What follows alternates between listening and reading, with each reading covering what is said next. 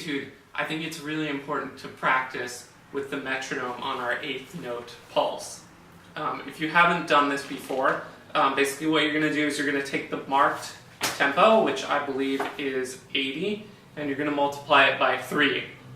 So if you're a math whiz, that's 240, or you can use a metronome that has a subdivision of 3, which is what I'm going to do. So here's what that sounds like. And you're just going to make sure that you line up your 8th notes with this pulse, that each dotted quarter has 3 8th notes in it. If you have a dotted quarter tied to an 8th, that's 4 clicks, right? So here's a little bit of how that sounds if I'm practicing with the metronome.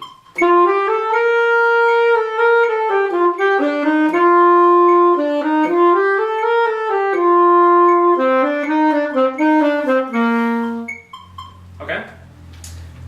The other thing that happens over and over again in this piece is the articulation of slur 2 and then a staccato note. Okay? I want you to think of D-yacht dot. It sounds silly, but if you could say it out loud after me, D-yacht dot. Okay, that really helps me conceptualize how I do that articulation. So 2 8th notes slurred together with the end of that second 8th note cut off by your tongue. Okay, we're going to keep our air going through the whole thing. D-yacht dot, D-yacht dot. Okay, take a look at that third measure of the con spirito.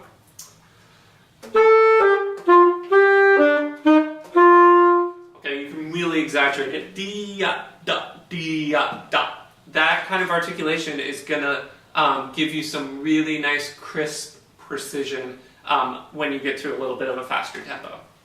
The last thing I like to talk about with this piece, you've got a couple places where there's some interval leaps, especially from a lower note to a higher note, and we really want to work on keeping our tone consistent through those leaps so that those high notes are not sticking out. And what I like to do is just really in slow motion practice long tones from the lower note to the higher note, keeping my airstream the same, keeping my embouchure the same. All that's changing is my fingering, and I'm imagining trying to match those tones exactly so they have the exact same quality. So the first really big leap here, I think would come down on the 4th line, that E to the high B. Okay, see where that high B dotted quarter is?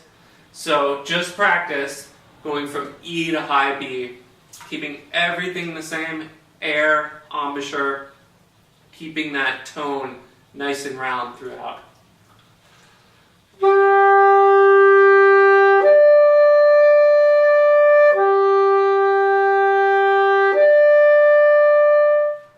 Later down, when you have some leaps up to that high D, okay, so take a look, second line from the bottom, we have A to high D. So let's practice that.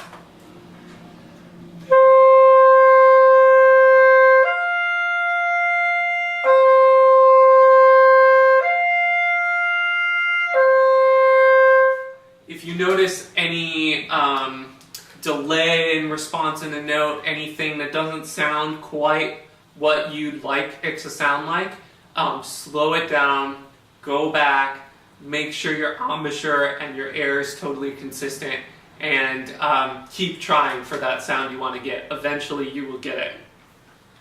Okay, I hope that was helpful for you.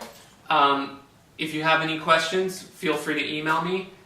You can find my contact information at my website, maxschwimmer.com.